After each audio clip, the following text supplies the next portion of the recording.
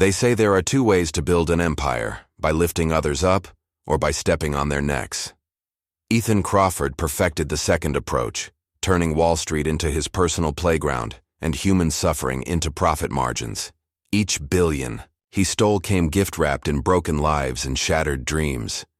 He thought himself untouchable, a king among peasants, until their 20-year high school reunion, when he made the mistake of mocking the wrong woman twice. Because while Ethan was building his house of cards, Vanessa Moore was constructing something far more dangerous: evidence. And as champagne flows and old wounds bleed fresh, she's about to remind him of a simple truth. The thing about karma. It has perfect timing. And tonight, it's wearing a navy blue dress. The morning sun streamed through floor-to-ceiling windows, casting long shadows across imported marble floors. Ethan Crawford stood at his penthouse window. Manhattan sprawled before him like his personal kingdom. He adjusted his Patek Philippe watch, a small smirk playing at the corners of his mouth as he reviewed the merger documents on his tablet. "Mr. Crawford?" His assistant Rachel Wilson's voice came through the intercom. "Your 9 a.m. is here early." Ethan pressed the intercom button. Let them sweat it out for 15 minutes. Builds character. He chuckled to himself, remembering how he'd made his own way up from nothing. Well, that's what he told everyone anyway. The mail cart caught his eye as it passed his office door, specifically, a cream-colored envelope with gold trimming that stood out among the usual corporate correspondence. "Rachel, bring me that envelope," he called out. Rachel appeared moments later, envelope in hand. "It looks personal, sir." Ethan snatched it from her hands, his eyes scanning the return address. Westbrook High School Alumni Association. His expression flickered between disgust and interest. 20-year reunion, he muttered, tearing open the envelope. Well, well. The invitation was elegant, promising a weekend of reconnecting with old classmates at the Grand Westbrook Hotel. Ethan's mind immediately went to his net worth statement, calculating how best to showcase his success. "Should I decline on your behalf?" Rachel asked, knowing her boss's usual disdain for social obligations. Ethan twirled his chair toward the window, memories flooding back, memories of being the king of Westbrook High. "No," he said slowly, a predatory smile spreading across his face. "Accept it. First class all the way. Book the presidential suite at the Grand Westbrook, and have Thompson bring the Lamborghini out of storage." As Rachel left to make arrangements, Ethan's mind drifted back 20 years. The hallways of Westbrook High materialized in his memory, and with them came a face he hadn't thought about in years: Vanessa Moore. He remembered her clearly, the girl they'd called Whale Nessa behind her back, and sometimes to her face. The memory of prom night surfaced, sharp and clear as crystal. His group had nominated her for prom queen as a joke, watching her face fall when the crown went to his then-girlfriend Sophie. They'd laughed as Vanessa ran from the gymnasium, mascara streaking her cheeks. "Those were the days," Ethan murmured, but something uncomfortable stirred in his gut. He pushed it aside, focusing instead on how he'd show up to the reunion. The Lamborghini would make the right statement, but maybe he should also bring along his latest arm candy, that Victoria's Secret model he'd been seeing. Across town, in a modest but elegant office, Vanessa Moore sat at her desk, staring at the same cream-colored envelope. Unlike Ethan's sleek corporate setup, her space was warm and inviting, with soft lighting and comfortable furniture. The walls held no awards or acknowledgments, though she had plenty. Instead, they displayed art from local artists she supported. Vanessa ran her fingers over the envelope, her heart beating a little faster. 20 years. 20 years of building herself up, of creating an empire that operated in the shadows. Few people knew she was the power behind Moore Enterprises, and she preferred it that way. Her success spoke for itself, without the need for flashy displays. The intercom buzzed. "Ms. Moore, Damian Taylor is on line 1. He says it's about the reunion." Vanessa's breath caught. Damian had been one of the few kind faces in high school, though they'd lost touch over the years. She picked up the phone. "Vanessa?" Damian's voice was urgent. "Tell me you're coming to the reunion." "I haven't decided." she answered carefully. Why? There's something you need to know about Ethan Crawford. Something big. Damien paused. It's better discussed in person. Just promise me you'll come. After hanging up, Vanessa walked to her window. Unlike Ethan's view of Manhattan, hers overlooked a quiet park where children played. She'd chosen this location deliberately, reminding herself daily why she built her business, to make a difference, not to show off. Her assistant knocked softly. Ms. Moore, the Thompson portfolio is ready for review. Thank you, Sarah. Vanessa turned from the window, but her mind stayed on the reunion, on Ethan, on all the nights she'd cried herself to sleep, believing she wasn't enough, on all the years she'd spent building herself up, not for revenge, but for herself. Back in his penthouse, Ethan was holding court with his executive team, bragging about his plans for the reunion. You should have seen us back then, he boasted, lounging in his Italian leather chair. We ruled that school. There was this one girl. God, what was her name? Vanessa something. Built like a house. He laughed, but none of his executives joined in. They'd learned to laugh at his jokes, but this felt different. Mean-spirited. Small. Sir, his assistant interrupted. Your private jet is booked for next Friday. The presidential suite is confirmed, and Thompson will have the Lamborghini detailed and ready. Perfect. Ethan smiled, imagining the envious looks, the whispers, the recognition that he, Ethan Crawford, had become everything he'd promised he would be. Have my tailor send over his latest collection. Nothing off the rack for this occasion.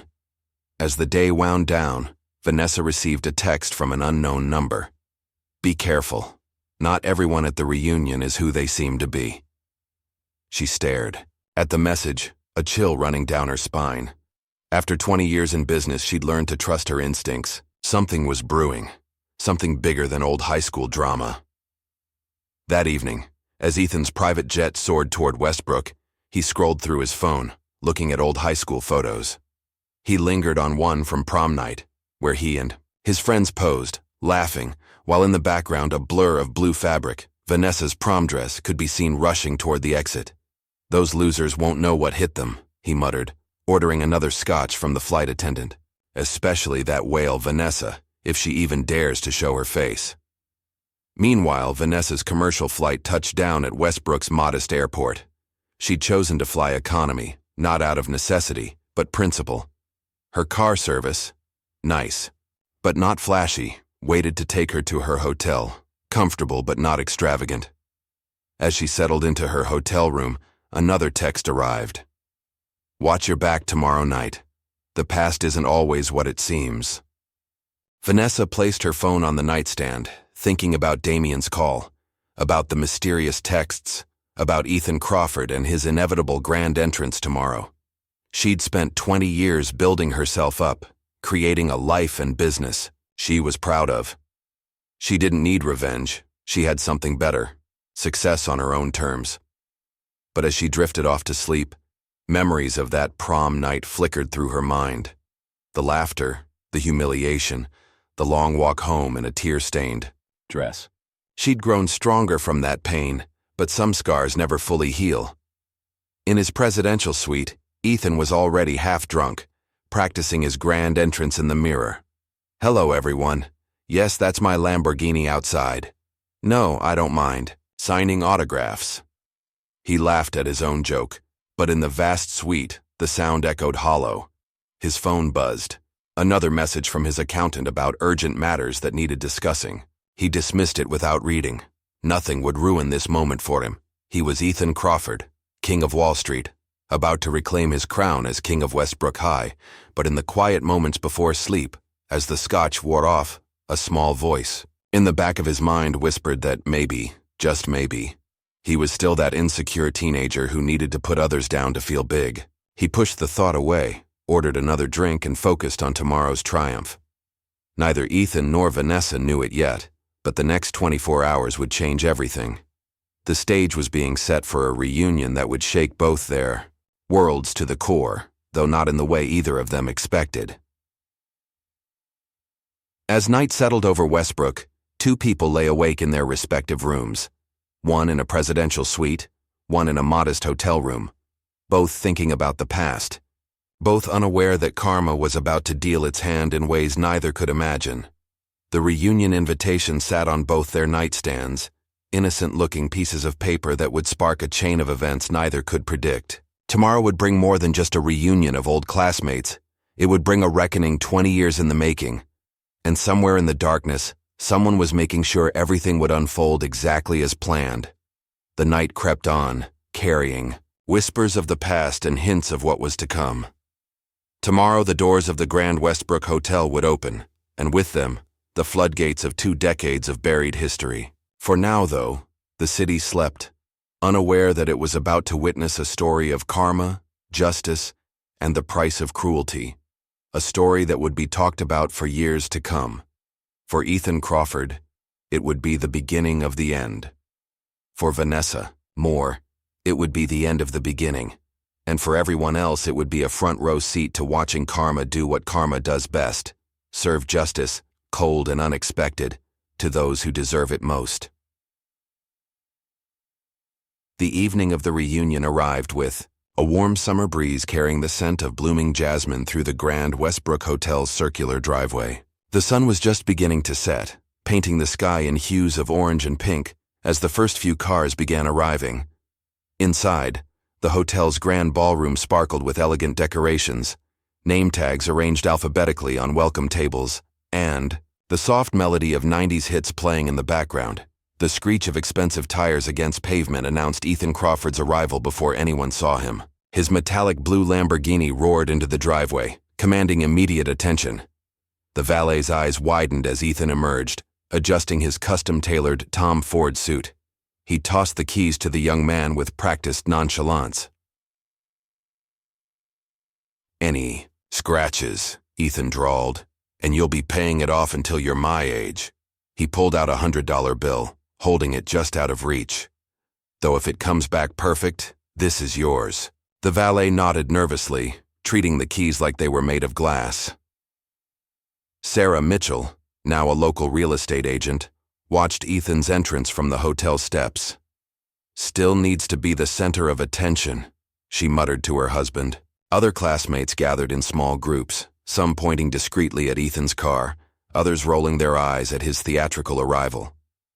Inside the ballroom, the reunion was already in full swing. Mark Thompson, former linebacker turned insurance salesman, was showing off pictures of his kids.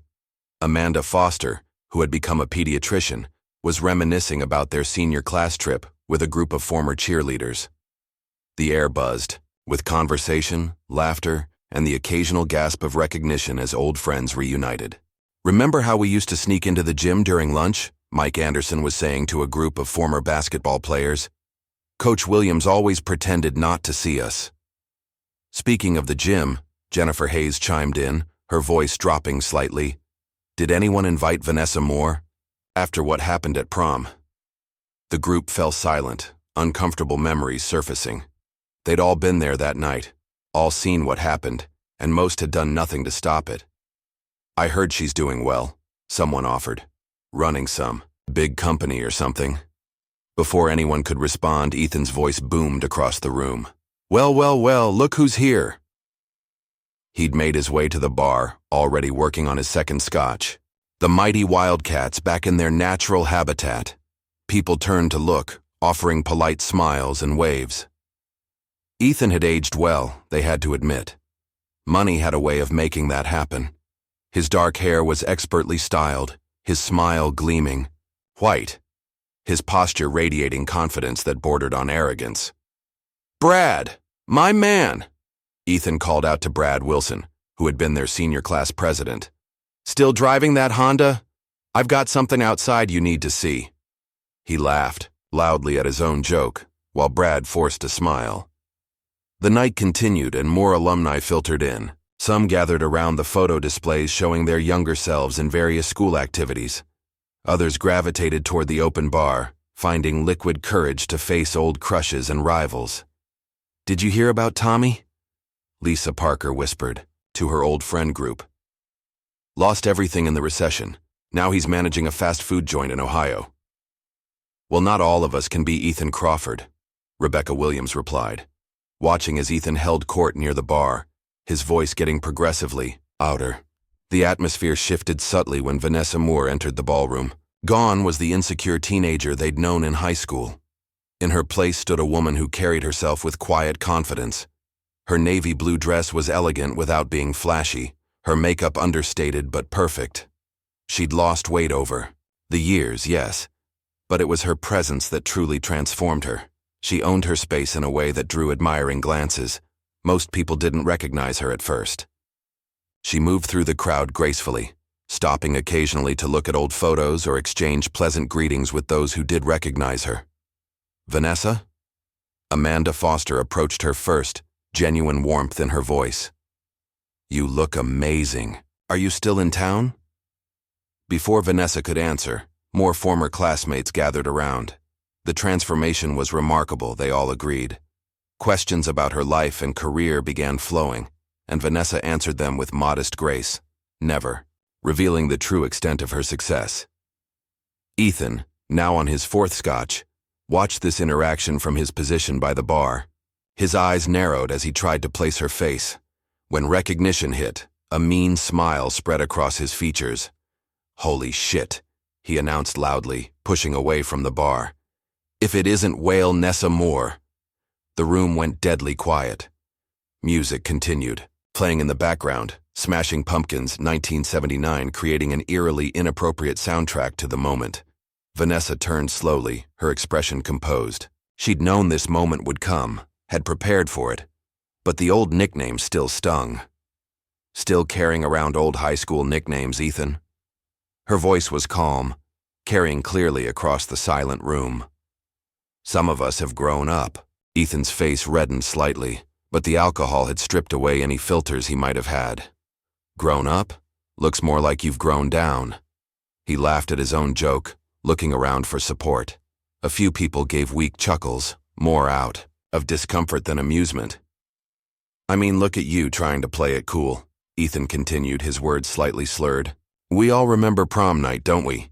When you actually thought you had a chance at being queen? He staggered forward slightly. Now that was entertaining. Sarah Mitchell stepped forward, trying to intervene. Ethan, that's enough. But Ethan was on a roll, the alcohol and his own inflated ego carrying him forward. You know what's funny? You all standing there pretending she's such a success story. The ugly duckling turned swan, is that it? He snorted. Please. I bet she's still living in her parents' basement, dreaming about what could have been. Vanessa remained still, her calm demeanor a stark contrast to Ethan's increasingly agitated state. A few people in the crowd noticed something in her expression, not hurt, not anger, but something else. Something that looked almost like satisfaction. No, Ethan, she said quietly. It's interesting how some people peak in high school, and others. She let the sentence hang there, her eyes meeting his with a look that made him momentarily uncertain. Is that supposed to be a dig at me? Ethan laughed, but it sounded forced. I'm Ethan fucking Crawford. I own half of Manhattan. While you're probably still shopping at discount stores, I'm building empires. Are you? The question was simple, but something in her tone made several people exchange glances. Damian Taylor, standing near the back of the room, smiled slightly. A waiter appeared at Vanessa's elbow, discreetly passing her a folded note. She took it without looking, her eyes still fixed on Ethan. The exchange wasn't lost on the crowd. Something was happening beneath the surface. What's that supposed to mean? Ethan demanded, his voice rising. You think you know something about me? About my business? There was a note of panic in his voice now, though most people attributed it to the alcohol. I don't think this is the time or place for that discussion, Vanessa replied smoothly. She opened the note, read it quickly, and tucked it into her clutch. Though I'm sure we'll have plenty to talk about soon. The cryptic response seemed to throw Ethan off balance. He took another step forward, pointing an accusatory finger. You think you're so smart now, don't you? Lost some weight and suddenly you're better than everyone? Let me tell you something. Mr. Crawford, a voice interrupted. It was Brad Wilson. their former class president. "I think you've had enough for tonight. Why don't I call you a car?" Ethan shrugged off Brad's attempt to guide him away. "Don't touch me. I'm not done here." He turned back to Vanessa, but she was already walking away, her head held high. "That's right, walk away," Ethan called after her. "Just like prom night. Run away, wail Nessa." But this time, no one was laughing. Instead, people were watching, Vanessa with admiration and Ethan with disgust. The mighty had fallen, even if he didn't realize it yet. As Vanessa reached the ballroom doors, she paused and turned back. "By the way, Ethan," she said, her voice carrying clearly, "I own that discount store you mentioned, along with the entire retail chain, but you'd know that if you'd done your homework before trying to acquire it last month." With that, she disappeared through the doors, leaving a stunned silence in her wake. Ethan stood there, swaying slightly, his face a mixture of confusion and growing dread. Around him, people began to whisper. Some were checking their phones, looking up the company Vanessa had mentioned. Others were watching Ethan with new eyes, seeing past the expensive suit and flashy car to something less impressive. "Impossible," Ethan muttered, pulling out his phone. "She's lying. She has to be..." He fumbled with the device, trying to search for information about Vanessa's company. A small group of former classmates huddled near the photo display, speaking in hushed tones. "Did you hear what happened to his last business partner?" one whispered. "Complete bankruptcy. They say Ethan knew it was coming."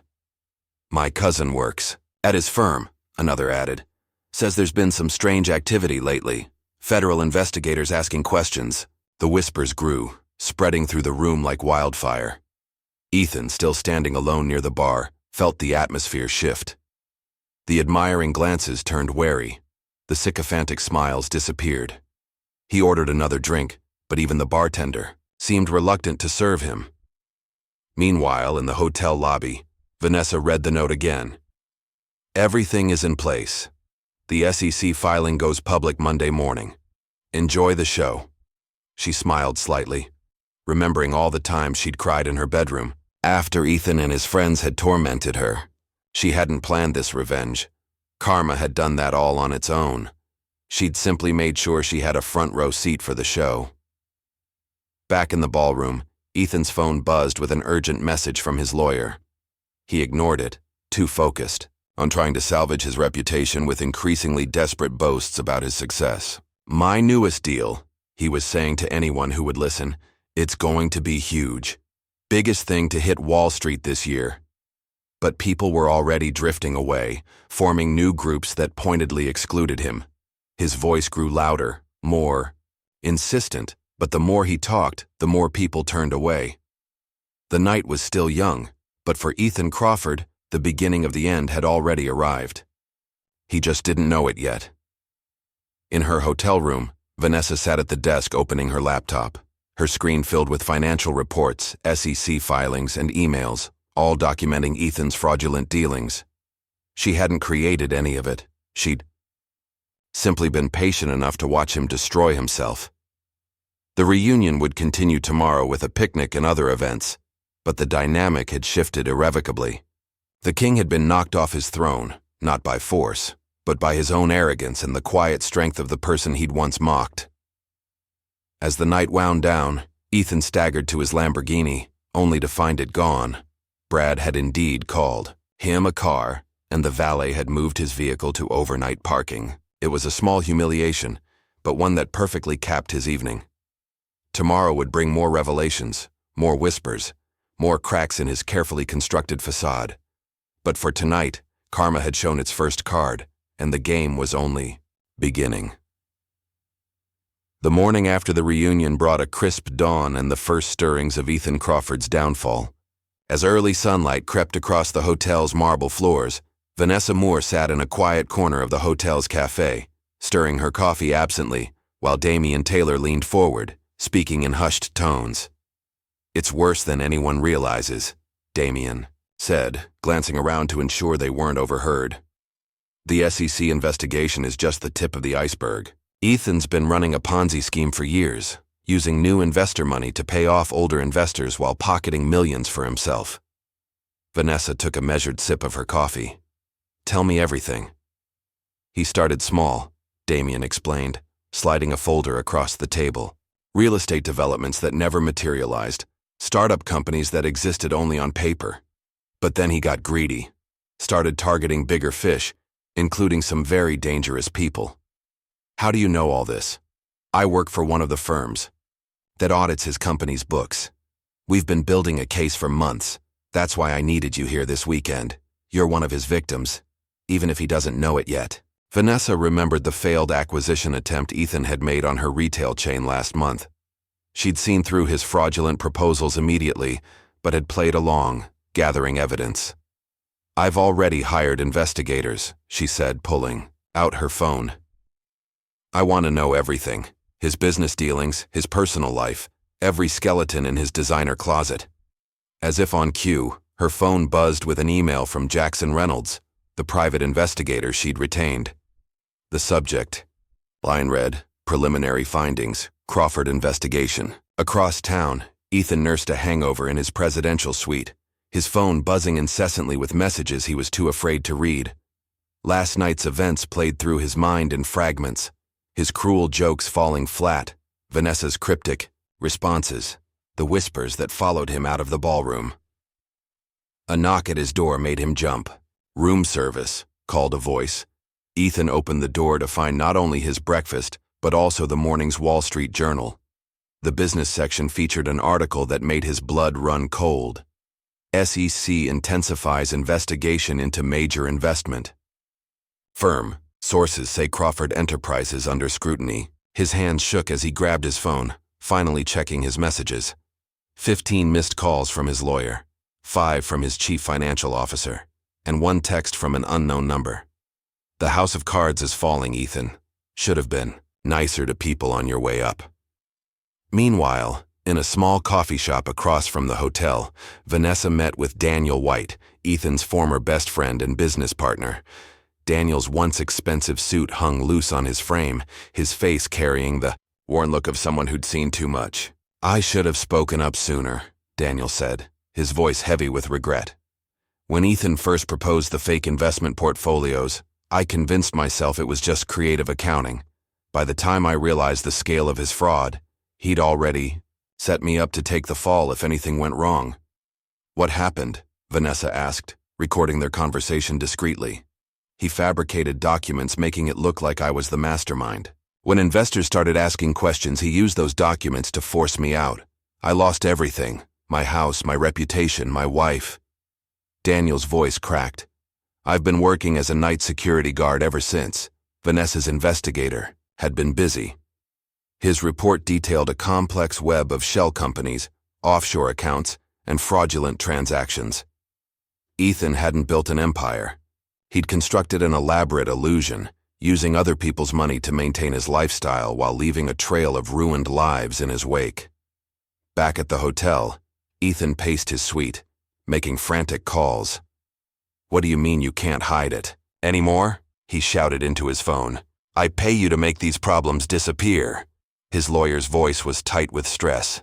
"The SEC has everything, Ethan. Bank records, emails, witness testimonies. They're moving to freeze your assets. My advice? Get a criminal defense attorney now." Ethan hung up and poured himself a drink, his hands shaking so badly he spilled scotch on his $3,000 suit. A quick internet search showed multiple news sites picking up the SEC investigation story. Comment sections were already filling with speculation and accusations. Meanwhile, Vanessa's team had found something shocking. "Mr. Crawford's company doesn't just manage investments," her investigator reported. "He's been using it to launder money for some very dangerous people, the kind of people who don't take kindly to being exposed." The investigation revealed a pattern of behavior stretching back years. Ethan hadn't just been stealing from legitimate investors. He'd been playing a dangerous game with criminal organizations, using his legitimate business as a front for cleaning their dirty money. Vanessa sat in her hotel room, reviewing the documents. Employee testimonies painted a picture of a toxic workplace where questioning Ethan meant immediate termination. Financial records showed systematic fraud that would make Bernie Madoff proud. But it was the personal stories that hit hardest. Dozens of people whose lives Ethan had destroyed, all while maintaining his image as a successful businessman. She opened her laptop and began composing an email to the SEC, attaching evidence she'd gathered during his attempted hostile takeover of her company. As she typed, another message arrived. From an anonymous email address. Ms. Moore, I worked for Crawford Enterprises for 5 years. What that man did to us. The forced overtime, the threats, the stolen pensions. Some of my colleagues lost everything. One even took his own life. If you're really going after him, I have documents you need to see. The morning merged into afternoon, as more pieces of the puzzle fell into place. Vanessa's phone buzzed constantly with messages from former employees, business partners, and investors, all with stories about Ethan's crimes and cruelty. In the hotel bar, Ethan was already drunk, again muttering to himself about conspiracies and betrayal. A few former classmates watched from a distance, sharing stories they'd heard about his business practices. My brother-in-law invested with him, one whispered. Lost his entire retirement fund. Ethan just laughed when he begged for an explanation. I heard he's been selling fake shares in companies that don't exist, another added.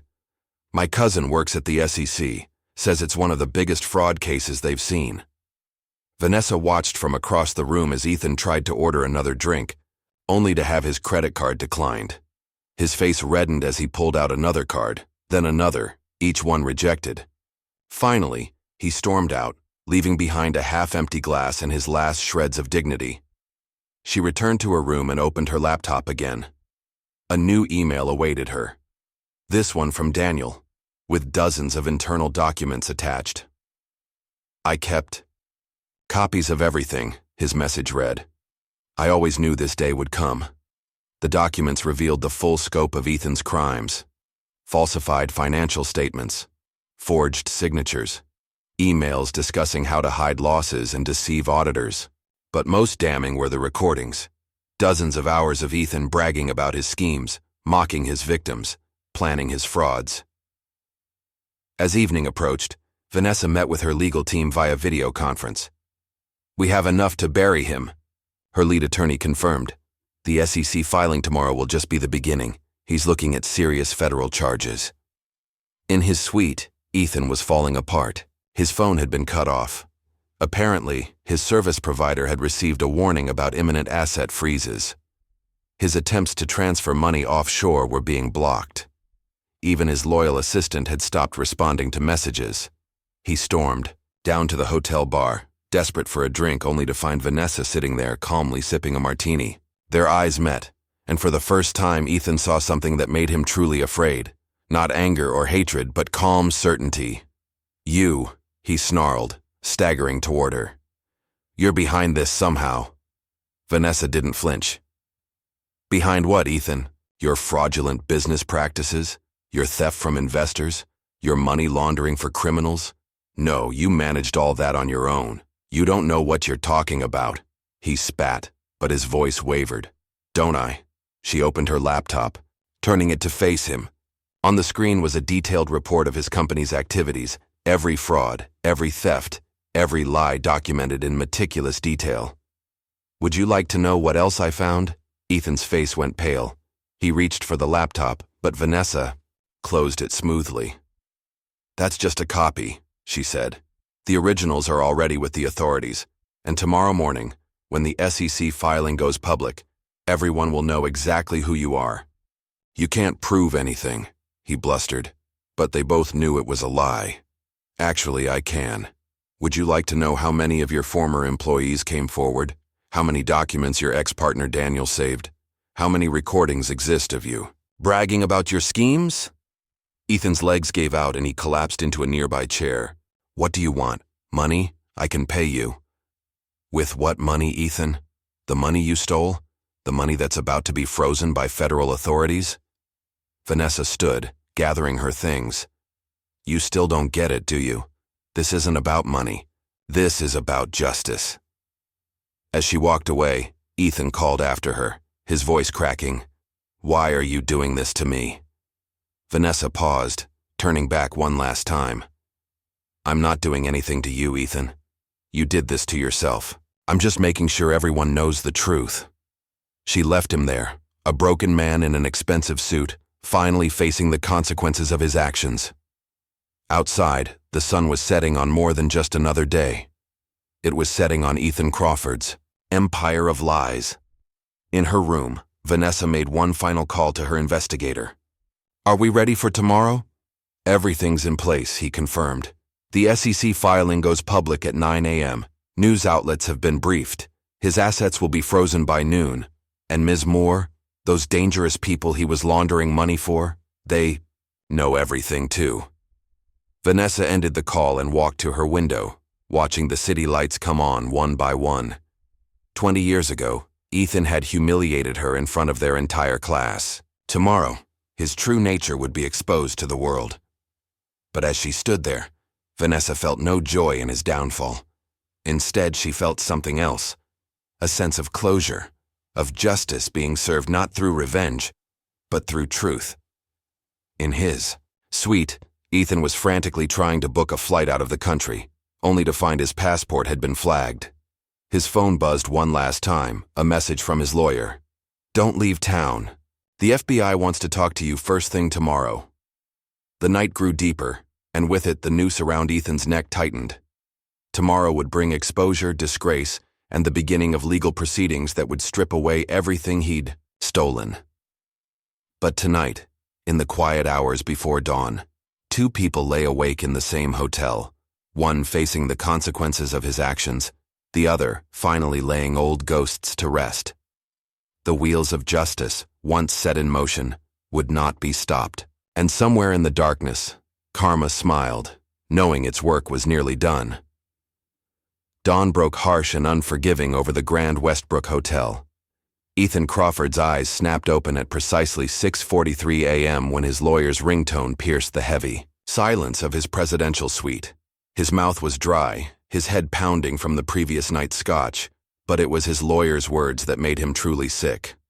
"The SEC filing just went live, Ethan. It's all over the morning news. Turn on CNBC. Now!"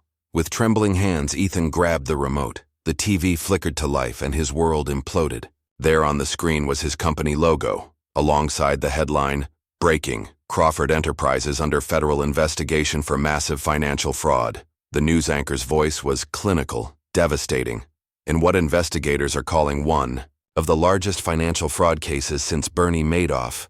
Crawford Enterprises CEO Ethan Crawford is accused of operating a complex Ponzi scheme that defrauded investors of billions of dollars. The SEC filing details systematic fraud, money laundering, and... Ethan's phone buzzed again, this time with a text from his biggest investor, James Morgan. "You lying piece of shit, my lawyers will destroy you." Before he could respond, more messages flooded in.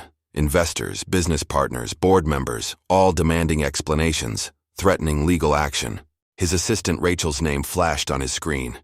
He grabbed at this lifeline, but her voice was cold. "I'm calling to tender my resignation, effective immediately. I've already spoken with the FBI about everything I witnessed. Goodbye, Mr. Crawford."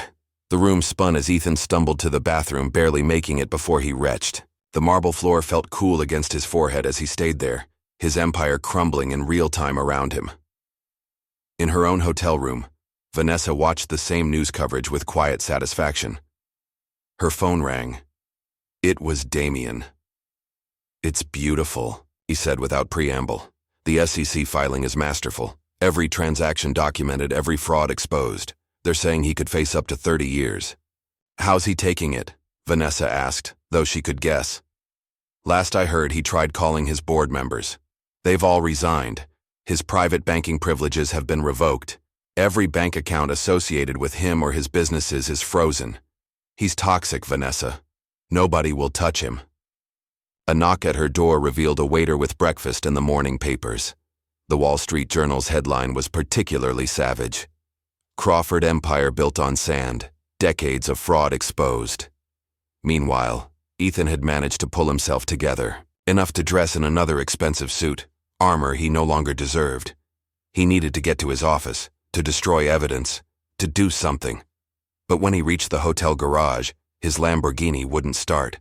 "Battery's dead, sir," the valet said, not meeting his eyes. "And your cards were declined when we tried to call a car service." Ethan's face reddened. "Do you know who I am?" "Yes, sir. I saw you on the news this morning. The walk of shame through." The hotel lobby was excruciating. Former classmates from the reunion openly stared and whispered. Brad Wilson, their former class president, actually turned his back when Ethan approached asking for a ride. Finally, a familiar face, his fiancée, Jessica, striding across the lobby. But her expression was thunderous, her perfectly manicured hand clutching her phone like a weapon. "You bastard," she hissed, reaching him. "You complete and utter bastard. I just got calls from all my friends, my family. Do you know what it's like to wake up and discover your fiancé is the next Bernie Madoff? Baby, I can explain." The slap echoed through the lobby. Jessica pulled off her enormous engagement ring and threw it at him. "Explain it to the FBI." She turned on her Louboutin heels and stalked away, leaving Ethan standing there, the ring at his feet, his cheeks stinging. His phone buzzed again. Another news alert. This time it was Bloomberg. Crawford Enterprises partners speak out. Years of red flags ignored. The article was devastating, filled with quotes from former business associates detailing his frauds. In a quiet corner of the hotel restaurant, a small group of former classmates huddled over coffee, reading the coverage, on their phones. "Remember how he treated people in high school?" Sarah Mitchell whispered, "always pushing others down to make himself feel big. Guess some things never change." "I invested with him," Mark Thompson admitted, looking sick. "My entire retirement fund, my kids' college savings." "There's a class action lawsuit forming," Amanda Foster told him. "My husband's law firm is handling it. You should call them." Ethan had finally managed to get a taxi to his office building, but another shock awaited him. The lobby was crawling, with FBI agents, boxes of documents being carried out. His executive parking spot had been taken by a federal vehicle. "Sir, this is now a crime scene." A stern-faced agent blocked his path. "You're not allowed in the building." "This is my company," Ethan shouted, his voice cracking. "These are my offices." "Not anymore," the agent replied, holding up a warrant. "And, sir, we'll need you to stay in town for questioning." Back at his phone, more disasters awaited. His stock was in free fall. The board had called an emergency meeting, without him. His lawyer had sent a message formally terminating their relationship, citing irreconcilable conflicts of interest.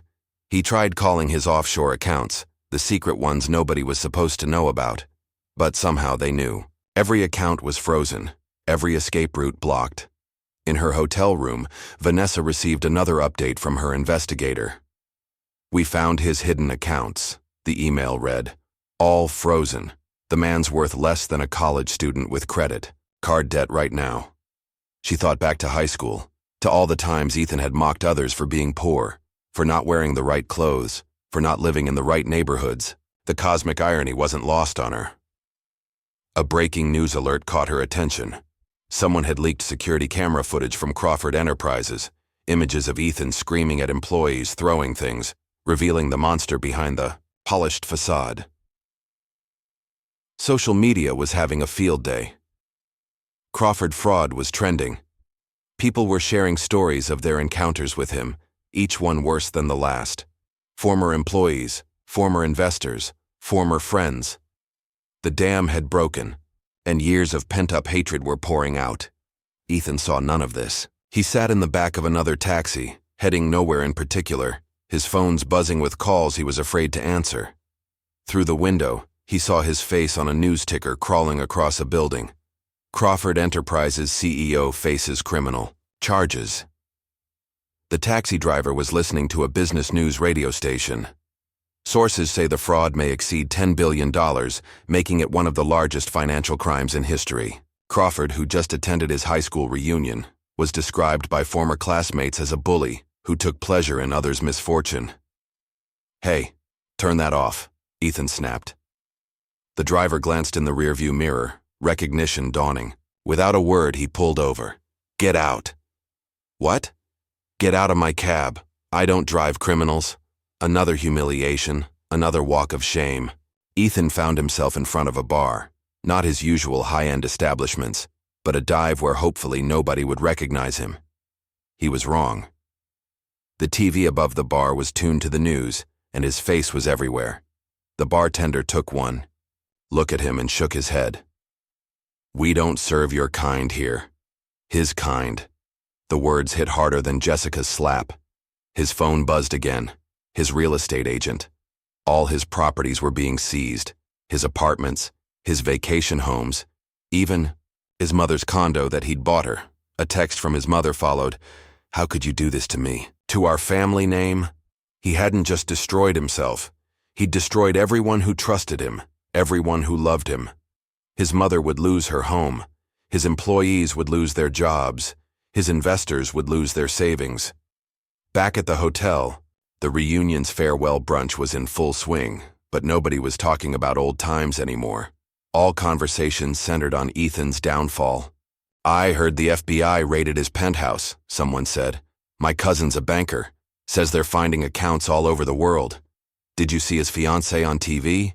She's already dating that tennis pro she met at the club." Vanessa sat quietly, listening. She hadn't planned this precise moment of destruction, but she'd known it was coming. All she'd done was make sure she was here to witness it. Her phone buzzed with a text from Ethan. "Please, I need your help. You're the only one who might understand." She stared at the message for a long moment before typing her response. "I understand. Perfectly. That's why I can't help you." Ethan received her message while sitting on a park bench, his perfect suit now rumpled, his perfect hair a mess. He'd been walking for hours, nowhere to go, no one to turn to. His phone buzzed one final time, a news alert that broke what was left of his spirit. Crawford Enterprises scandal. Claims first victim. Former employees' suicide note names, CEO. As cause. The words blurred as tears filled his eyes. How many lives had he ruined? How many people had he destroyed in his quest for wealth and power? He thought back to the reunion, to his cruel jokes about Vanessa. He'd thought himself so superior, so untouchable. Now he was learning what it truly meant to be humiliated, to be an outcast. In her hotel room, Vanessa packed her bags, preparing to return to her real life. Her phone hadn't stopped buzzing. Reporters wanting comments, lawyers seeking testimony, former classmates suddenly remembering their friendship. She declined them all. This wasn't about revenge or publicity. It was about justice, and justice had been served. A final news alert caught her eye. Crawford Enterprises officially declares bankruptcy. All assets frozen, thousands of jobs at risk. She felt a moment of sadness for the innocent employees caught in Ethan's web of lies. But she'd already prepared for that. Tomorrow, her company would announce a program to hire former Crawford Enterprises employees, offering them real jobs with real benefits. As evening fell, Ethan Crawford, former king of Wall Street, sat alone in a cheap motel room, the only place that would accept cash without asking questions. On the TV, financial experts dissected his crimes. On his phone, more messages of hatred poured in. In his mind, the walls of his carefully constructed world continued to crumble. He thought about Vanessa, about all the people he'd bullied and betrayed over the years. He thought about karma, about justice, about consequences. Tomorrow would bring FBI interviews, court appearances, more public shame. His name would become synonymous with fraud and failure. His legacy would be one of destruction and deceit. But tonight, in a dingy motel room, Ethan Crawford finally understood what it meant to be truly alone, truly humiliated, truly defeated. And somewhere across town, Vanessa Moore slept peacefully, knowing that sometimes karma doesn't need help, it just needs an audience. The morning. Light filtering through the cheap motel curtains found Ethan Crawford hunched over his laptop, frantically refreshing his email. Each new message brought fresh disaster. His corporate email had been deactivated. His personal accounts were flooded with hate mail. Even his social media profiles were being bombarded with comments calling him everything from fraudster to murderer. The TV droned in the background, his face plastered across every news channel. CNBC had a special report. The Fall of Crawford Enterprises, a timeline of deception. Fox Business was running. Wall Street's latest villain, how Ethan Crawford scammed America. Bloomberg's ticker kept updating the estimated damage. Crawford fraud losses now estimated at $12 billion. His phone rang. An unlisted number. Desperate for any friendly voice, he answered. "Mr. Crawford?" The voice was professional, detached. "This is Special Agent Thomas Bennett, FBI. We need you to come in for questioning. Immediately." Ethan's hands shook as he knotted his tie, one of the few possessions he still had access to. His credit cards were dead, his bank accounts frozen. The only cash he had was what he'd been carrying when everything fell apart. Outside the motel, a group of reporters had somehow tracked him down. Camera flashes exploded as he emerged, questions flying like arrows. "Mr. Crawford, did you know your fraud would cost people their life savings? What do you say to the family of Aaron Mitchell, who took his life after losing everything to your scheme? Is it true you're facing 30 years in federal prison?" He pushed through them, his designer shoes scuffing on the cracked pavement. A taxi wouldn't take his credit card, and no car service would accept his name. He was forced to walk 8 blocks to the FBI field office, cameras following his every step. Meanwhile, Vanessa sat in her temporary office, watching the coverage while her team prepared their next moves. Her phone lit up with a message from her investigator. "You need to see this. More victims coming forward. The fraud goes deeper than we thought." She opened the attached files and felt her stomach turn. Ethan hadn't just stolen from wealthy investors. He'd targeted pension funds, school endowments, children's hospitals. The list of victims grew by the hour. "Ms. Moore?" Her assistant entered with more updates. "The class action lawsuit now has over 3,000 plaintiffs, and..."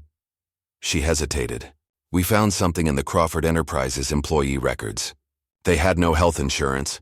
He canceled it 6 months ago but kept deducting premiums from their paychecks." Vanessa's jaw tightened. "Start the Employee Assistance Program immediately. Full health coverage, retroactive to when they lost it. And get me the list of everyone who had medical procedures during that gap." At the FBI office, Ethan sat in a stark interrogation room, his lawyer's words echoing in his head. "Don't say anything, don't sign anything, I'll be there as soon as I can." But hours had passed, and no lawyer had appeared. "Mr. Crawford," Agent Bennett began, laying out documents one by one. "Let's talk about the Riverside Development Project. $200 million in investor funds, but the land was never purchased, was it?" "I want my lawyer." "Your lawyer, Mr. Phillips, is being questioned in another room. It seems he may have been more than just your legal counsel." "Care to comment on that?" Ethan's facade cracked further. Even his lawyer was turning on him. Across town at the final reunion event, a casual farewell lunch, former classmates watched the coverage on their phones, sharing updates in hushed voices. They found offshore accounts in 12 countries, Brad Wilson reported, scrolling through news alerts. "My sister's friend worked for him," Sarah Mitchell added. "Says he used to make female employees stay late, alone in his office. Real Harvey Weinstein stuff." Amanda Foster looked up from her phone, face pale. "They're saying he laundered money for drug cartels. That's why he could afford all those houses, the cars, the jets." Back in the interrogation room, Agent Bennett was methodically laying out Ethan's crimes. "We have witnesses, Mr. Crawford. Former employees who documented everything. Board members who saved every email. Even your personal assistant provided some very interesting recordings." Ethan's mind raced. Rachel had recorded him. All those meetings, all those phone calls where he'd bragged about his schemes, mocked his victims. His phone, which the FBI had allowed him to keep, buzzed with a news alert. Crawford Enterprises executive found dead in apparent suicide. His CFO, Thomas Wright, the man who'd helped him cook the books for years. Outside the FBI building, more reporters gathered. Someone had leaked his location.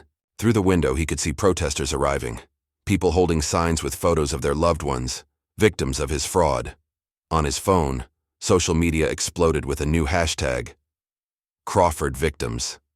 People were sharing stories of lost homes, destroyed retirement funds, medical procedures they couldn't afford after he stole their savings. Vanessa's phone rang. Damien again. "You've seen the latest?" "About Thomas?"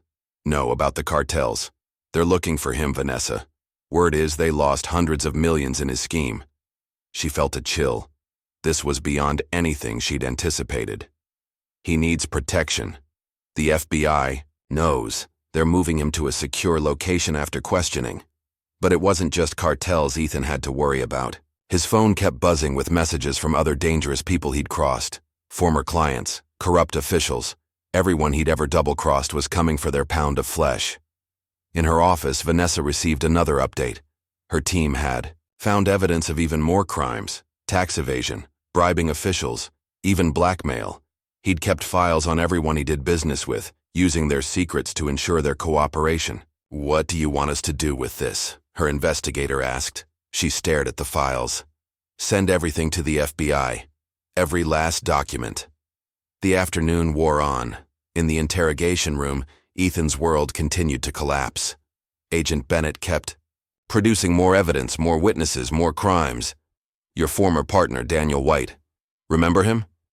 "He kept records too. Very detailed records." Ethan's face went ashen. Daniel. The partner he'd framed and destroyed. Of course he'd kept evidence. His phone buzzed again. Another news alert. Crawford Enterprises' London office raided by Scotland Yard. Then another. Swiss authorities freeze additional Crawford accounts. And another. Asian markets plunge on Crawford fraud revelations. The damage wasn't just local anymore. It was global. Every market, every jurisdiction, every authority was coming after him. Outside, the crowd of protesters had grown. Someone had brought a megaphone, and chants filled the air. "Lock him up! Lock him up!" Agent Bennett slid another document across the table. "Know what this is? Your private jet's flight logs. Interesting destinations. Colombia, Mexico, places where certain cartels operate." Ethan's lawyer finally arrived, looking haggard. "Don't say another word." He turned to Agent Bennett. "We need a moment." In the hallway, the lawyer's whispered words hit like physical blows. "It's over, Ethan. They have everything. The best I can do is try to keep you out of general population when you go to prison." "When? Not if. You're looking at 30 years. Minimum. And that's if I can make a deal." Back at her office, Vanessa received a visit from Brad Wilson. "You should see this," he said, pulling out his phone. It was a video from their senior year, Ethan and his friends bullying a freshman, forcing him to eat dirt. Guess who that kid was? Thomas Wright, the CFO who just killed himself. The pieces kept falling into place. Every person Ethan had hurt, every life he'd damaged, it all connected. His cruelty in high school had evolved into criminal brutality, destroying lives on an ever larger scale. Her phone buzzed with another update. Someone had leaked Ethan's private emails. The media was having a field day with his casual cruelty, his disdain for his victims, his jokes about stupid investors and worthless employees. At the FBI office, Ethan's questioning continued. Agent Bennett had saved the worst for last. "Remember Aaron Mitchell, the employee who killed himself?" He slid a suicide note across the table. "He named you specifically, called you a monster, said you laughed when he begged for his job back." Ethan's hands trembled as he read the note. He remembered Aaron, remembered mocking him when he talked about his sick daughter, his mounting medical bills. His phone kept buzzing. More news alerts, more victims, more revelations. Crawford fraud linked to hospital closures. Pension funds lost billions to Crawford scheme. Crawford Enterprises employees left without health care. Former Crawford assistant reveals pattern of abuse. The world was collapsing around him and there was nowhere to hide. Every cruel action, every heartless decision, every person he'd stepped on during his climb to the top, it was all coming back to destroy him. Vanessa received one final update from her investigator. "We found his personal diaries. You won't believe what he wrote about his victims." She opened the attached files and felt sick. Pages and pages of gleeful descriptions of lives he'd ruined, people he'd destroyed. He'd taken pleasure in it all. Outside the FBI building, The crowd had grown even larger. Former employees, defrauded investors, victims' families, all demanding justice. Inside the interrogation room, Ethan finally broke. 20 years of facades crumbled as he realized the true magnitude of his crimes, the lives he'd destroyed, the damage he'd done. His phone buzzed one last time. A message from Vanessa. "Remember prom night, when you laughed at my humiliation? Karma takes its time, but it never forgets." Agent Bennett gathered his files. "We'll continue this tomorrow. Don't leave town, Mr. Crawford, though I don't think you could if you tried." As Ethan was led out of the building through a back entrance, he caught his reflection in a window. His designer suit was wrinkled, his perfect hair disheveled, his arrogant smile replaced by a look of desperate fear. In her office, Vanessa watched the coverage wrap up for the day. The damage toll kept rising. Thousands of victims, billions in losses, lives destroyed across continents. She didn't feel triumph. Only a deep sadness for all the people hurt by Ethan's greed and cruelty. Her phone buzzed with a final message from her investigator.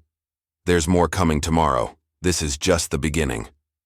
As night fell over the city, two people lay awake, one in a secure FBI facility, finally facing the consequences of his actions, the other in her office, ensuring those consequences would be complete and irreversible.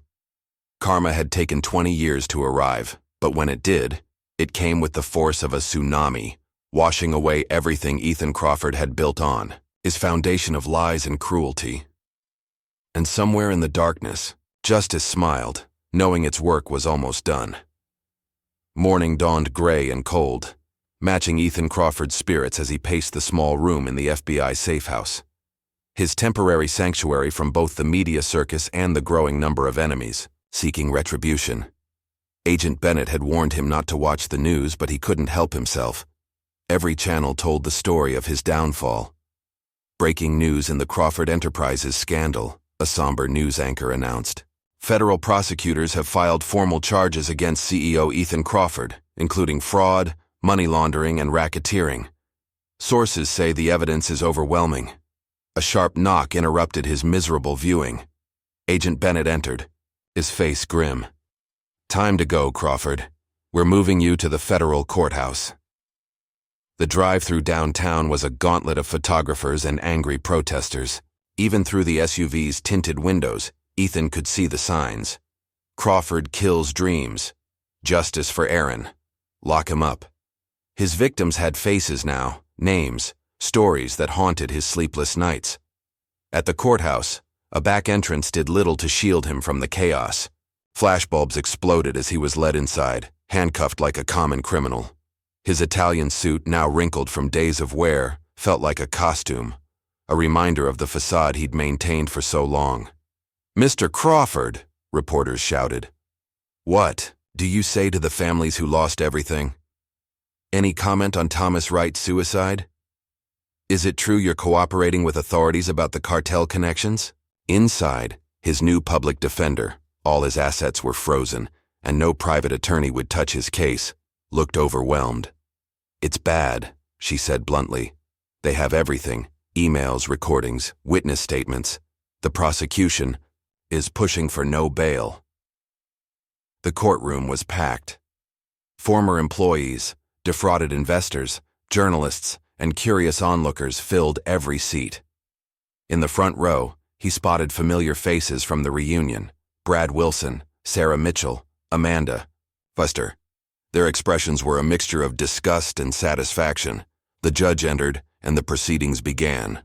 The prosecutor, a sharp-faced woman named Catherine Wells, laid out the government's case. "Your Honor, Mr. Crawford orchestrated one of the largest financial frauds in history. $12 billion stolen, thousands of victims, 2 suicides, directly linked to his actions.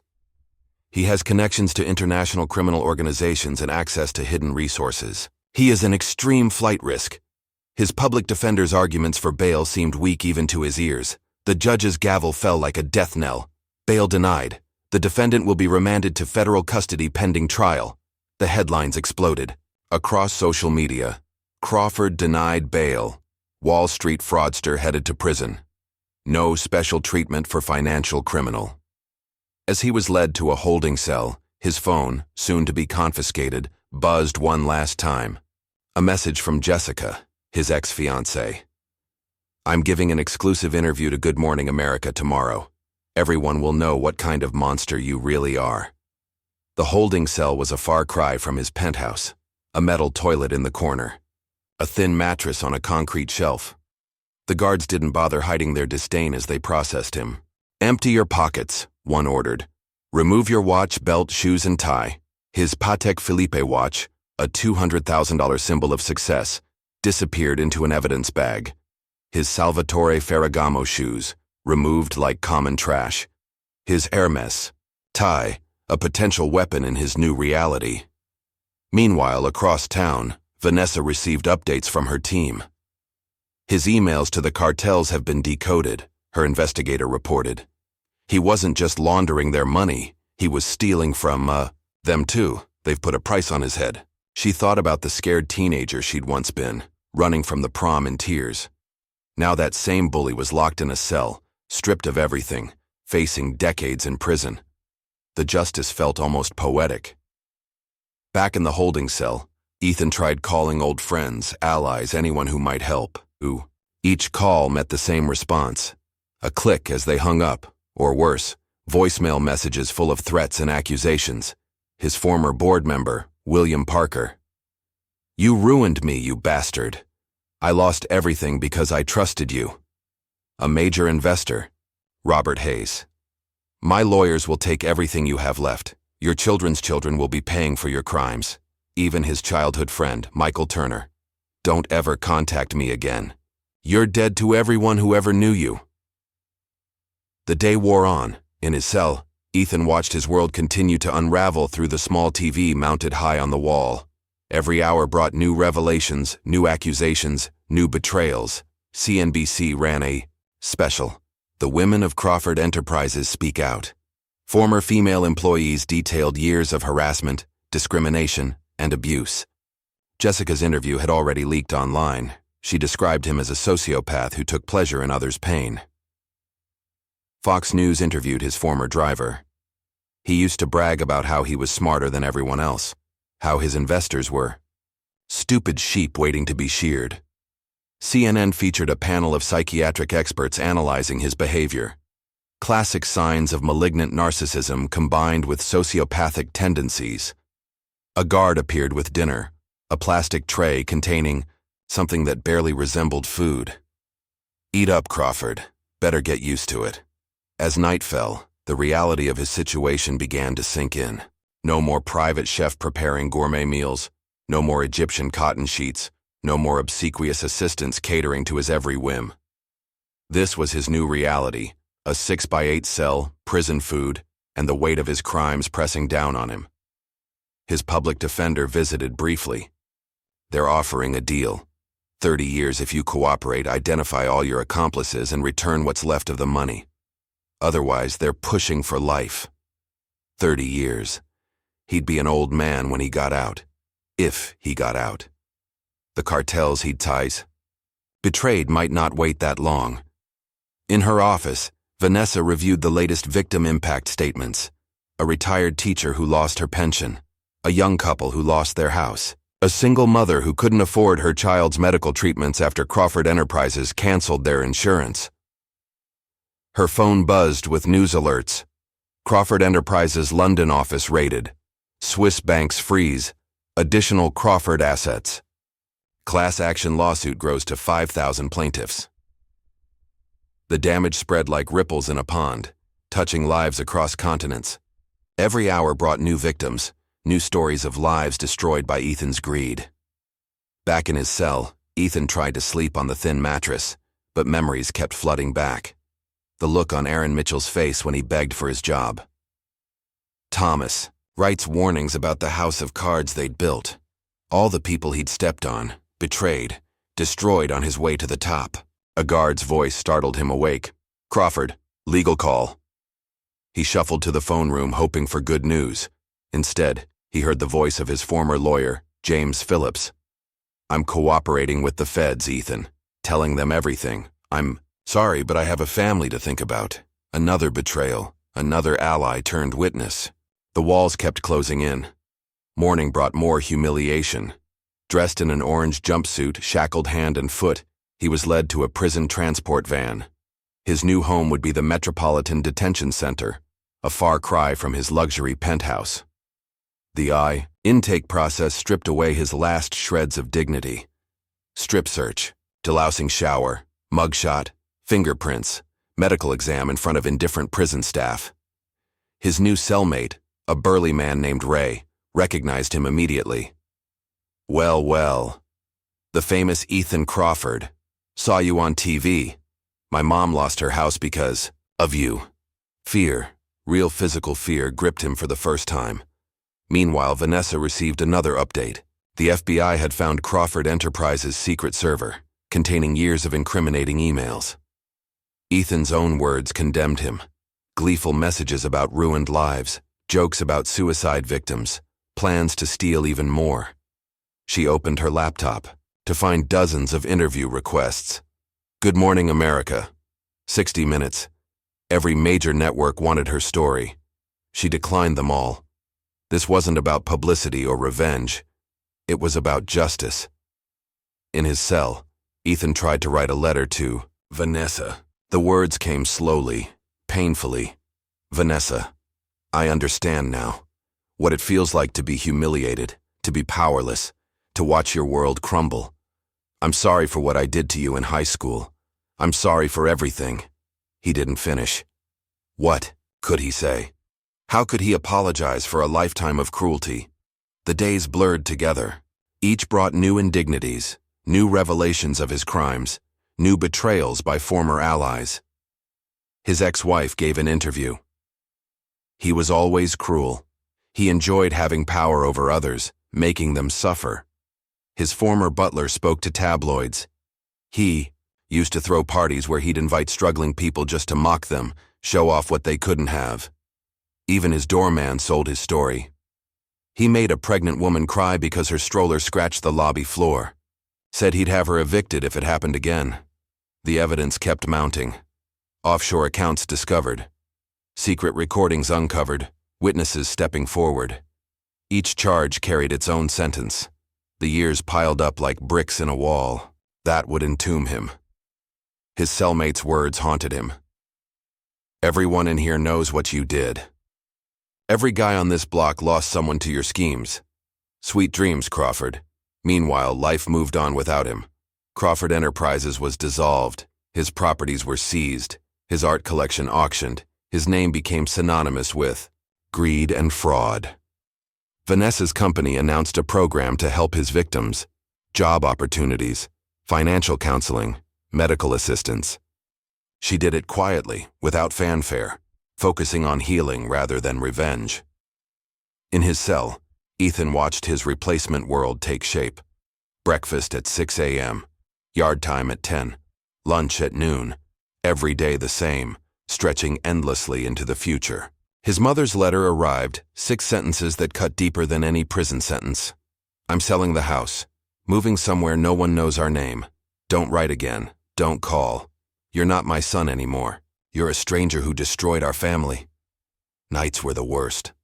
Lying on his thin mattress, listening to the sounds of the prison, remembering his former life, the penthouse views, the private jets, the respect and fear he'd commanded, all gone now, replaced by prison walls, guard towers, and the constant knowledge that his life as he knew it was over. In her office, Vanessa received a final report from her investigator. They'd found everything, every crime, every victim, every detail of Ethan's fraudulent empire. The evidence would ensure he never hurt anyone again. She thought about his letter, still unopened on her desk. 20 years ago he'd laughed as she ran from the prom in tears. Now he begged for her help from behind prison walls. Karma had come full circle. The night deepened. In his cell, Ethan Crawford, former king of Wall Street, curled up on his narrow bed, listening to his cellmate's snores, wondering how it had all gone so wrong. The federal courthouse stood like a stone sentinel in the morning light, its steps, already crowded with reporters, protesters, and curious onlookers. Today marked the beginning of United States versus Crawford, a trial that financial networks were calling the fraud case of the decade. Ethan Crawford barely resembled the man who'd arrived at his high school reunion in a Lamborghini just weeks ago. His prison-issued suit hung loose on his frame, his once perfect hair now dull and unkempt. Dark circles shadowed his eyes. Sleep was hard to come by in federal detention, especially when your cellmate's mother had lost her life savings to your schemes. Inside the courtroom, every seat was filled. Former employees, defrauded investors, and victims' families packed the gallery. Network sketch artists captured his diminished appearance, while reporters scribbled furiously in their notebooks. The prosecution team, led by Assistant U.S. Attorney Catherine Wells, had assembled an overwhelming case. Boxes of evidence lined their table, financial records, emails, witness statements, all documenting years of systematic fraud. "Ladies and gentlemen of the jury," Wells began, her voice clear and commanding, "this case is about trust betrayed and lives destroyed. The evidence will show that Ethan Crawford built his empire on lies, stealing from the elderly, from pension funds, from children's hospitals. He didn't just commit fraud, he reveled in it." She projected an email onto the courtroom screen, dated just months before his arrest.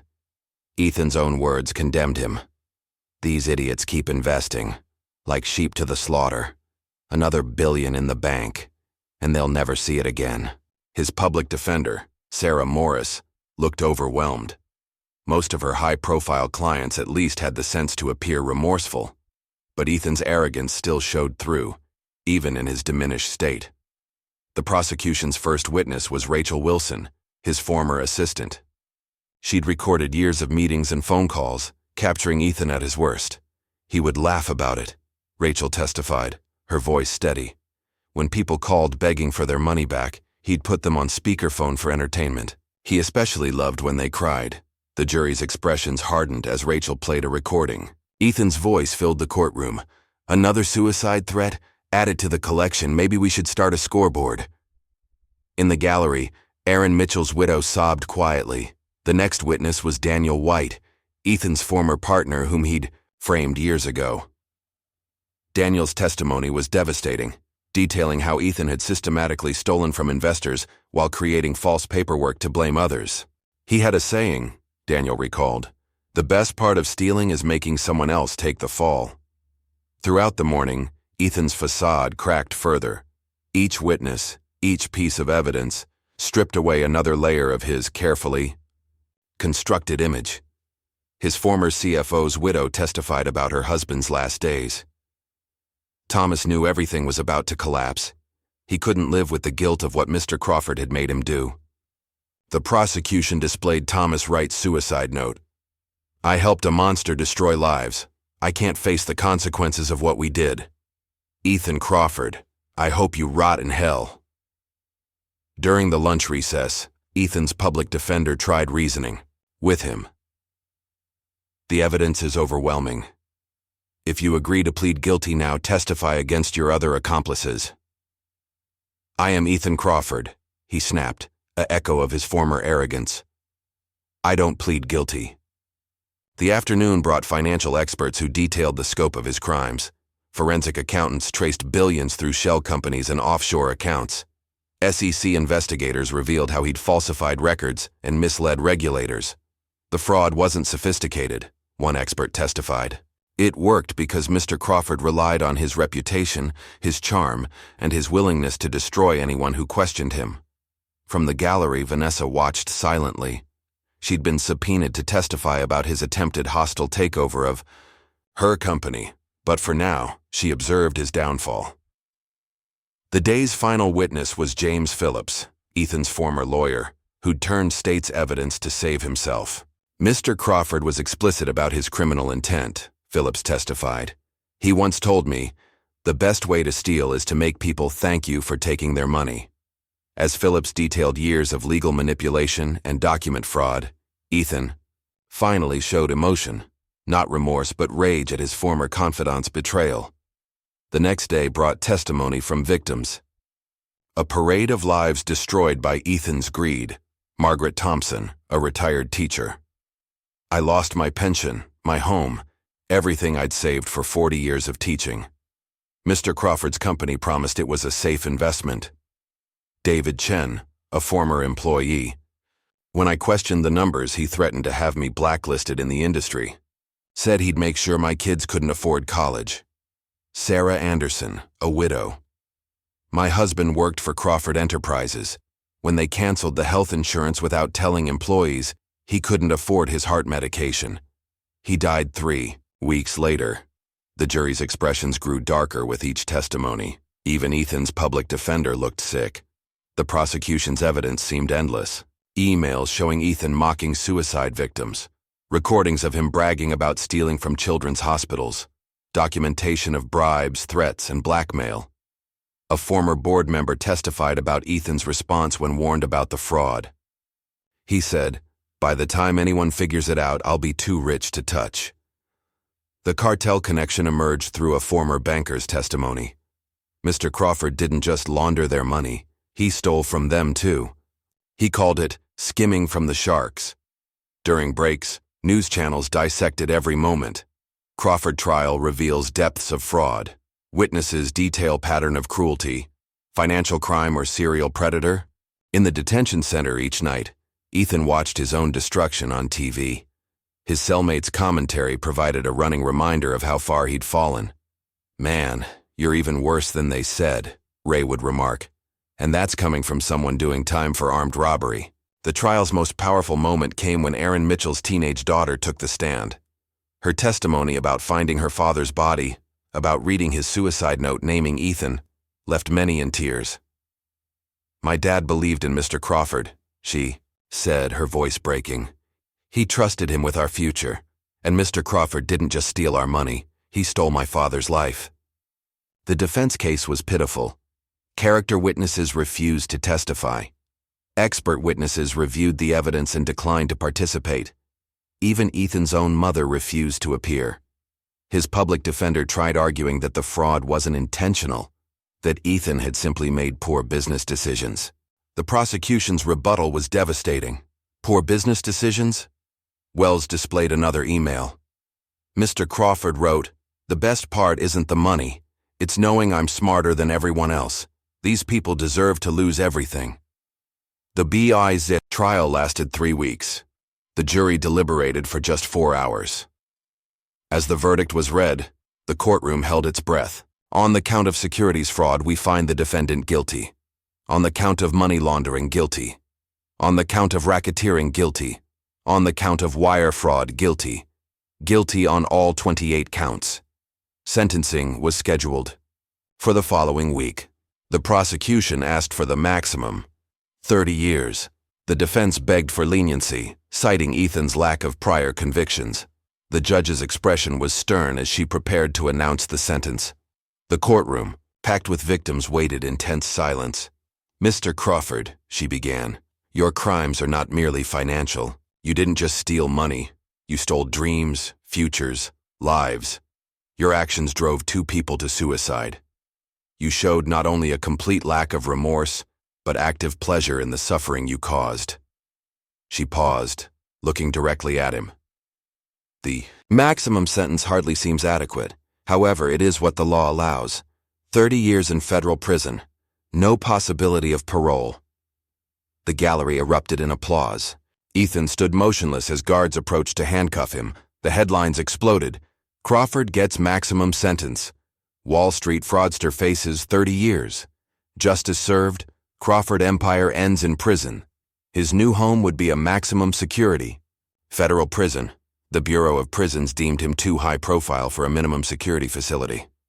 The intake process stripped away his last illusions. His designer suit replaced by prison orange. His manicured hands printed and photographed. His carefully styled hair buzzed short. His cell was 7 by 9 feet. A metal toilet, a narrow bed, a small desk. His cellmate was a former gang member serving life for murder. "Welcome to the rest of your life," the guard said as the cell door clanged shut. That night, lying on his thin mattress, Ethan finally broke. Tears came for the first time, not for his victims, but for himself, for everything he'd lost. Innie. Her office, Vanessa reviewed the trial coverage. Her testimony about his attempted hostile takeover had helped seal his fate, but she felt no triumph. Her phone buzzed with an update from her investigator. More victims identified. The total fraud now estimated at $15 billion. She'd already established a fund to help Crawford Enterprises' former employees find new jobs. Many had been hired by her own company, given real opportunities to rebuild their lives. The media wanted interviews, book deals, movie rights. She declined them all. This wasn't about publicity or profit, it was about justice. Late that night in his cell, Ethan thought about the reunion that had started his downfall. How he'd laughed at Vanessa, thinking himself untouchable. Now she was free, successful, respected, while he faced decades behind bars. The next morning brought his new reality. Wake up at 5 a.m. Breakfast in the cafeteria with other convicted felons. Work detail cleaning toilets. No special treatment for white-collar criminals here. His first letter from the outside was from his ex-fiancée, Jessica. Inside was a magazine.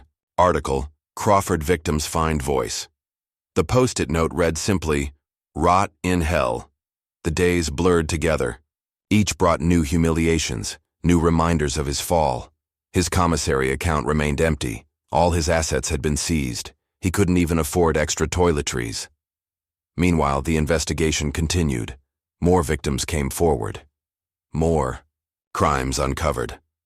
Prosecutors filed additional charges, though they were almost redundant now. His former empire crumbled completely. Crawford Enterprises was dissolved, its assets sold to repay victims. His properties were auctioned. His art collection seized. His name became synonymous with fraud and cruelty. In the prison yard, other inmates knew his crimes. Many had family members who'd lost money in his schemes. The guards looked the other way when accidents happened. 1 month into his sentence, Ethan received news that his mother had changed her name. She wanted no association with his crimes, his disgrace. Vanessa received regular updates about his prison life, but never responded to his letters. His pleas for help, for forgiveness, went unanswered. Justice had been served not through revenge but through truth. The mighty had fallen, not by force but by the weight of their own crimes, and in a maximum security cell, Ethan Crawford, once king of Wall Street, now inmate $247891, faced decades of paying for his crimes one day at a time. 5 years had passed since Ethan Crawford's sentencing, and the world had largely moved on. Vanessa Moore sat in her expanded office, now occupying the entire top floor of a sleek downtown building, reviewing the quarterly reports of her ever-growing business empire. What had started as a modest retail chain had blossomed into a diverse corporation, employing thousands, including many former Crawford Enterprises employees. The morning sun caught the edge of a framed magazine cover on her wall. Forbes' Business Leader of the Year feature on her, titled, "The Anti-Crawford, How Vanessa Moore Built Success on Integrity." She rarely gave interviews, but that one had felt important, showing the world that success didn't require crushing others. Her assistant, Sarah, knocked softly. "Ms. Moore, there's a letter from the federal prison system." Vanessa's hand hesitated for a moment before accepting the envelope. Over the years, Ethan had written regularly. She'd never responded, but she kept each letter, a reminder of how far they'd both come from that high school prom. This letter was different. The prison warden, not Ethan, had written to inform her that Ethan Crawford had become a model prisoner. He'd earned his GED instructor's certification and now taught other inmates. He worked in the prison library, started a financial literacy program, and counseled fellow prisoners about to re-enter society. His transformation appears genuine, the warden wrote.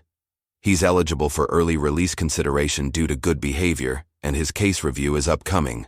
As one of his victims, you have the right to make a statement at the hearing.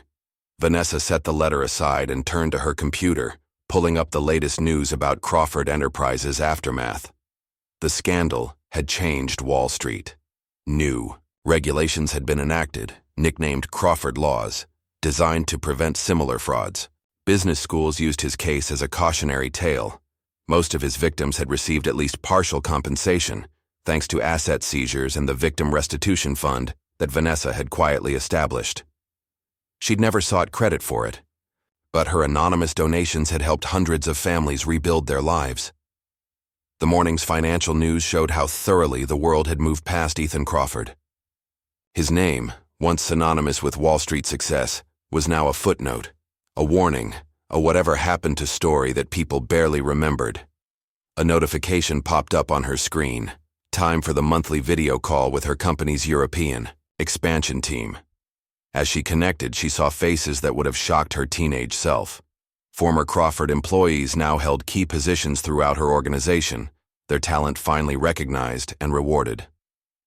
After the call, Sarah appeared. Again. The reunion committee is online too. Another Westbrook High reunion was approaching. 5 years had passed since the one that had triggered Ethan's downfall. This time, Vanessa would attend as the most successful person in the room, but that didn't matter to her anymore. Success wasn't about showing off or putting others down. It was about lifting people up. The committee wanted her to be the keynote speaker. She accepted graciously, already knowing she wouldn't mention Ethan or the scandal. Her speech would focus on building success through integrity and kindness. Later that afternoon, she visited one of her company's training centers. The building had once been Crawford Enterprises' headquarters. She'd bought it at auction and transformed it from a monument to greed into a place of opportunity. "Ms. Moore." A familiar face greeted her. David Chen, the former Crawford employee, who testified at the trial. He now ran the training program, helping others build new careers. "We've got 30 new students starting next week." Walking through the halls, Vanessa saw the changes she'd made. The aggressive sales mantras that had once decorated these walls were replaced with messages about integrity and community. The cutthroat competition had given way to collaboration and support. Back in her office, she finally opened the day's newspapers. A small article caught her eye. Former Wall Street titan seeks early release. The piece detailed Ethan's prison transformation, including interviews with inmates he'd helped and guards who vouched for his changed character. Her phone buzzed, a text from Damien. "Have you seen this?" Attached was a video from the prison's education program. Ethan, now gray at the temples and wearing standard prison clothing, was teaching a class about financial responsibility and ethics. "The biggest mistake of my life wasn't the fraud," he told his students. "It was believing that success meant making others fail. Real success comes from helping others succeed." Vanessa watched the video twice. The arrogant smirk was gone from his face, replaced by something that looked like genuine humility. His designer suits and perfect hair were distant memories. This Ethan Crawford looked human. She opened her desk drawer and pulled out the stack of letters he'd sent over the years. For the first time, she began to read them.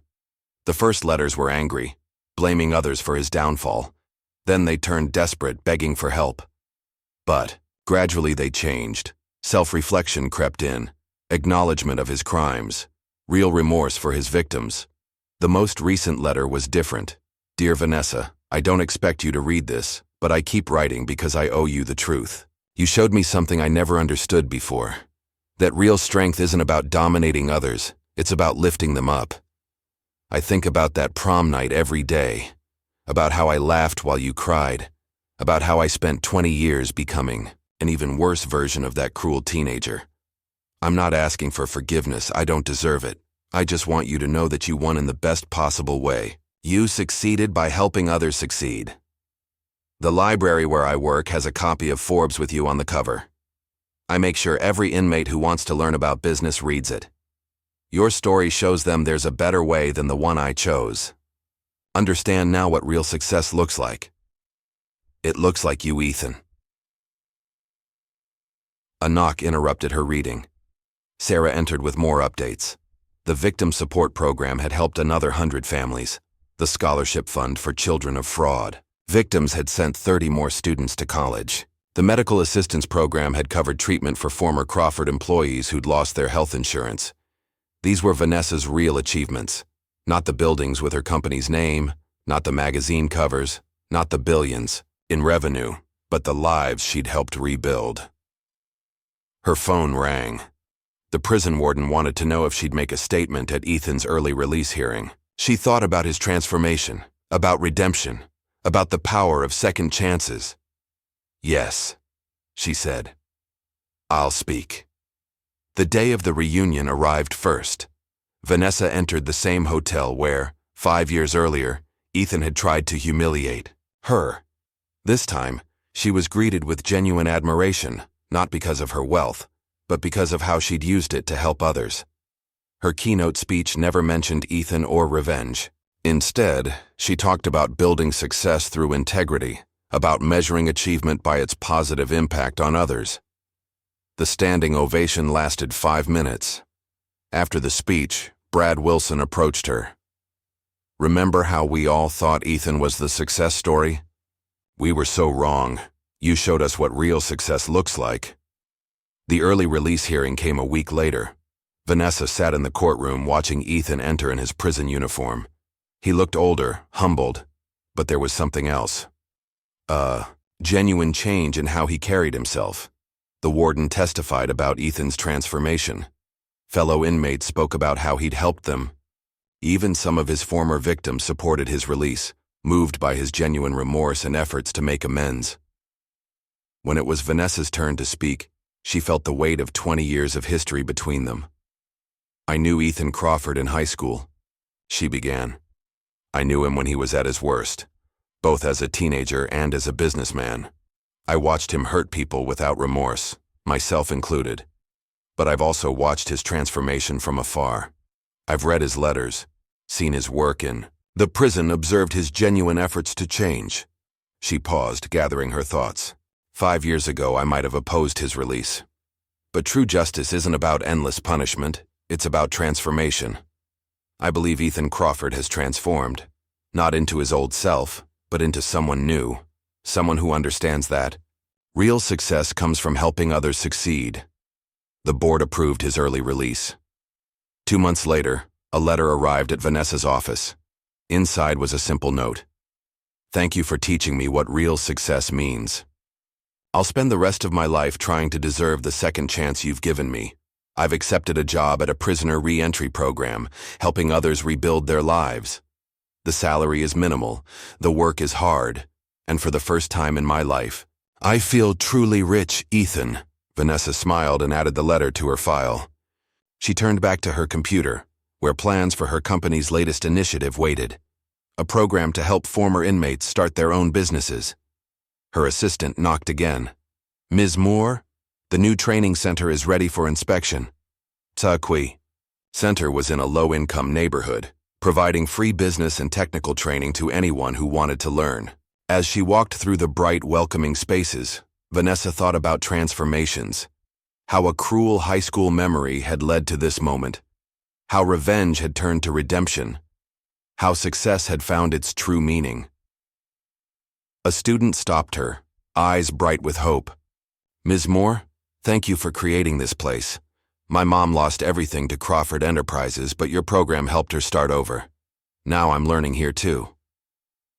Vanessa hugged the young woman, remembering her own teenage self, running from the prom in tears.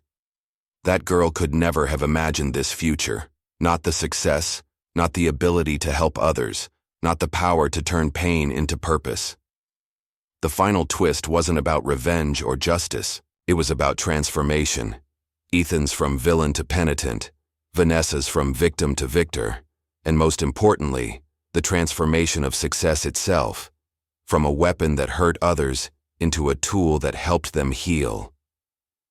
As she left the training center, Vanessa saw a janitor mopping the floors. She looked twice. It was Ethan, starting his new life with honest work. Their eyes met briefly. He nodded respectfully and continued working, understanding that this was his path to redemption. Vanessa walked to her car, thinking about cycles of karma and redemption. She'd won, not by destroying Ethan, but by showing him, and the world, a better way to succeed. The sun was setting as she drove home, painting the sky in shades of possibility. 20 years ago, a cruel teenage boy had laughed while she cried. Today, they had both found their true paths. Hers in lifting others, Up, his in humble redemption. And somewhere in the universe, karma smiled, knowing its work was finally, truly complete.